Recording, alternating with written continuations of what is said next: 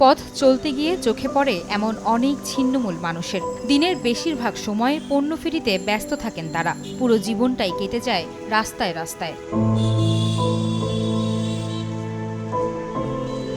ঋতুস্রাবের সময়েও পরিচ্ছন্ন হওয়ার মতো কোনো জায়গা নেই ভাসমান কিশোরী ও নারীদের। সড়কেই অস্বাস্থ্যকর পরিবেশে স্পর্শকাতর সময় পার করেন তারা। অর্থের অভাবে স্যানিটারি ন্যাপকিন কেনার সামর্থ্য নেই বেশিরভাগের। বাধ্য হয়ে ব্যবহার করেন পুরাতন কাপড় দিয়ে করি। আমাদের তো এই সামর্থ্যই নেই, কিনবো কিভাবে? বড় লোকেরা তো দিতে পারে, আমরা তো গরিব মানুষ দিতে পারি না। বাচ্চা নিয়ে তো সারাদিন তো কাপড় ইউজ করা যায় না, কেন এখন তো অনেক রকমের ইস্যু হয়।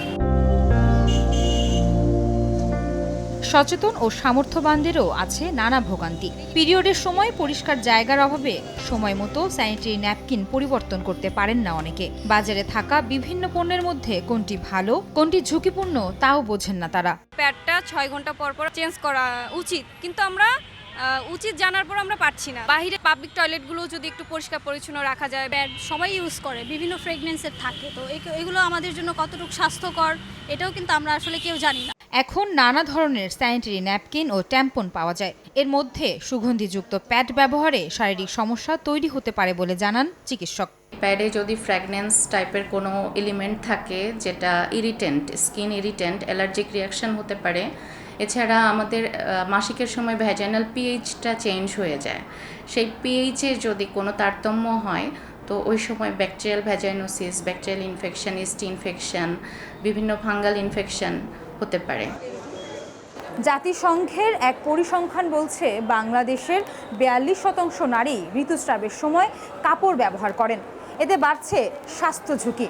চিকিৎসকরা বলছেন এই অস্বাস্থ্যকর পরিবেশের ফলে শরীরে হতে পারে ভ্যাজাইনাইটিস ও বন্ধ্যাত্বের মতো সমস্যা সহ নষ্ট হতে পারে কিডনিও। ওই সময় যদি হাইজিন মেনটেন না করে তাহলে দেখা যাচ্ছে যে আমরা যেটাকে বলি ভ্যাজাইনাইটিস, ভ্যাজাইনায় নানা ধরনের ইনফেকশন হয়। তারপরে আপনার ইউরিনারি ট্র্যাক্টে ইনফেকশন হয়।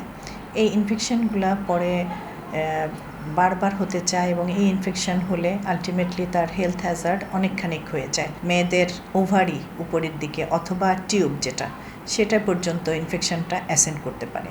বিশেষজ্ঞরা জানান দেশে বেশিরভাগ নারীদের ইউরিন ইনফেকশন ও জরায়ু মুখের ক্যান্সারের জন্য ঋতুস্রাবকালীন অস্বাস্থ্যকর জীবনযাপন দায়ী। তাই এ ঝুঁকি কমাতে পরিচ্ছন্নতার বিকল্প নেই। আয়েশা সিদ্দিক, সামিয়া, সময় সংবাদ, ঢাকা।